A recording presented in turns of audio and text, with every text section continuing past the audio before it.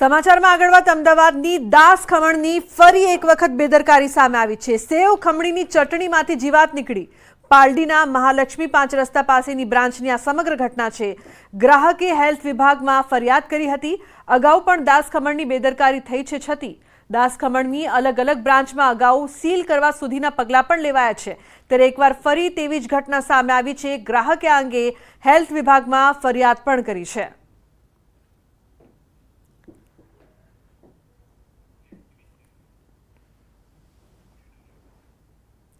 તો નીટ પરીક્ષા કૌભાંડનો કેસને લઈને ગુજરાત રાજ્ય વિદ્યાર્થી વાલી મંડળની મહત્વની બેઠક મળી છે, જેમાં કૌભાંડ અને ગેરરીતિઓ સહિતના મુદ્દાઓ પર ચર્ચા કરવામાં આવી છે।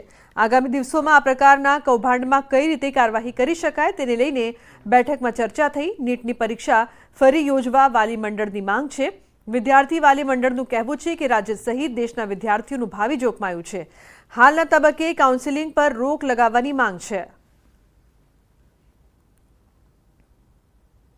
रीनीट तो डेफिनेटली होनी चाहिए हम सारे स्टूडेंट्स के लिए, बिकॉज हम सब ने ऑनेस्टली एग्ज़ाम दिया है, फर्स्ट थिंग।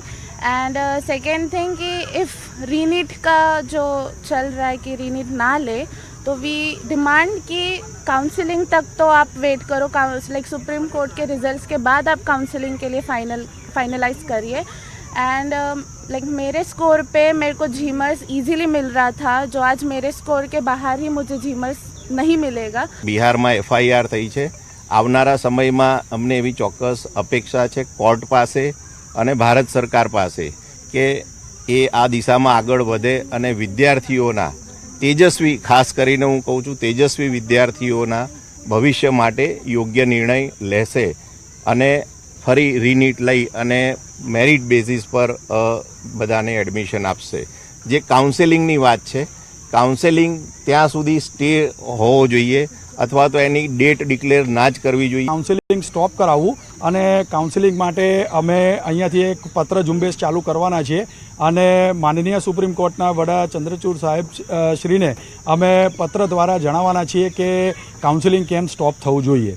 બીજો અગત્યનો મુદ્દો છે કે જે રીતે રેન્કિંગ્સ આવ્યા છે છોકરાઓના, જે રીતે આ માર્ક્સ વધી ગયા છે તો એ માર્ક્સના કારણે ઘણા બધા છોકરાઓના રેન્કિંગ્સમાં બહુ જ ડિફરન્સ આવ્યો છે અને જેના કારણસર જે ગવર્મેન્ટ કોલેજીસની અંદર એડમિશન્સ મળવાના હોય એ મળ્યા નથી।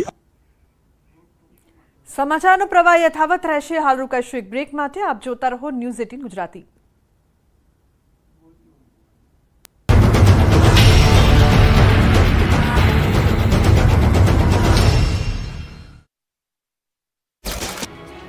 રાજકોટમાં આગકાંડના બનાવ સામે કોંગ્રેસે આક્રમક દેખાવો કર્યા। ટીઆરપી આગકાંડમાં 27 જેટલા લોકોના જીવ ગુમાવ્યા બાદ સરકારે એસઆઈટીની રચના કરી છે।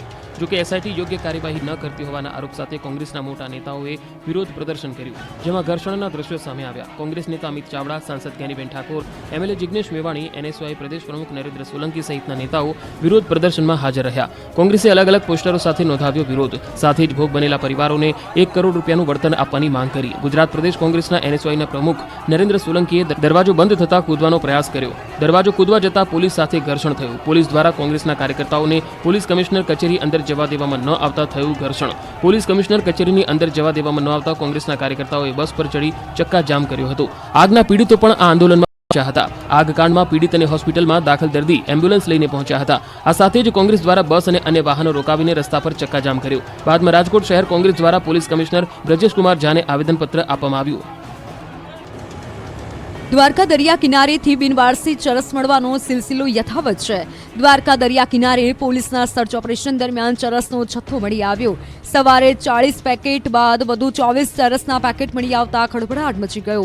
અત્યાર સુધી 64 ચરસના પેકેટ દરિયા કિનારેથી બિનવારસી હાલતમાં મળી આવ્યા છે।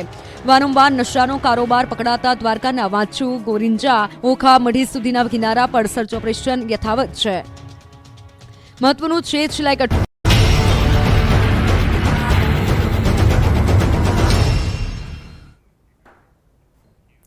Welcome back. સમાચારમાં આગળ વાત વડોદરાની તાંદલજા રોશનનગરમાં રસ્તા બાબતે બબાલ થઈ છે।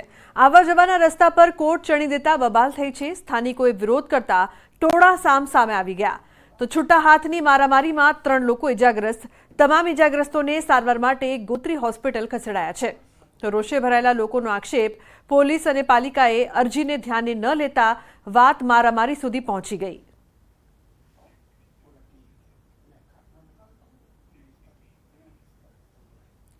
અન્ય સમાચારની વાત કરીએ તો વડોદરામાં ગુરુ શિષ્યના સંબંધને લાંછન લગાવતી ઘટના સામે આવી છે. શિનોર તાલુકામાં વિદ્યાર્થીને ભોળવીને લંપટ શિક્ષક નાસી ગયો. આઈટીઆઈની તાલીમ લેતી વિદ્યાર્થીનીને પ્રેમના પાઠ ભણાવીને ભગાડી ગયો. તો શિક્ષક આ કૃત્ય સામે આવ્યું છે. ઘરેથી ગુમ થયેલી વિદ્યાર્થીનીએ બમણી ઉંમરના શિક્ષક સાથે પ્રેમ લગ્ન કર્યાનો ખુલાસો. વિદ્યાર્થીનીએ પોતાના ભાઈના ફોન પર લગ્નનો મેસેજ મોકલતા પરિવારના પગ નીચેથી જમીન સરકી ગઈ. વિદ્યાર્થીનીના પરિવારજનોએ શિનોર આઈટીઆઈ પર પહોંચીને રોષ ઠાલવ્યો છે.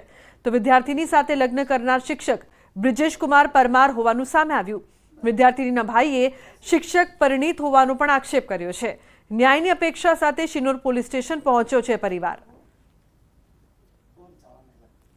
ટીચર જે કંઈક બહેલાવી ફૂસલાવીને મારી બેનને ખબર નહીં કેવી રીતે બહેલાવી ફૂસલાવી અને એને જોડે રજીસ્ટર કરી છે. અને પહેલેથી એ ટીચર જે છે એ પરિણીત હતા.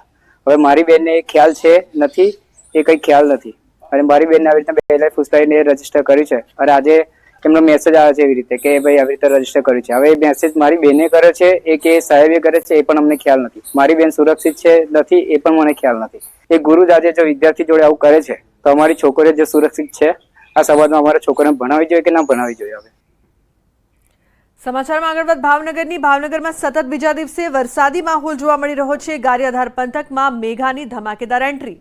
તો મોરબા, સાડખાખરા, સુખપર સહિતના ગામોમાં વરસાદ.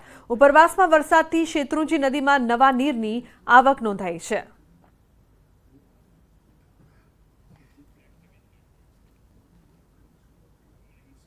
તો સતત બીજા દિવસે વરસાદી માહોલ જોવા મળી રહ્યો છે. સતત વરસાદની ધમાકેદાર એન્ટ્રીથી લોકોમાં ખુશીનો માહોલ છે. વિરામ બાદ વરસાદે એકવાર ફરી પધરામણી કરી.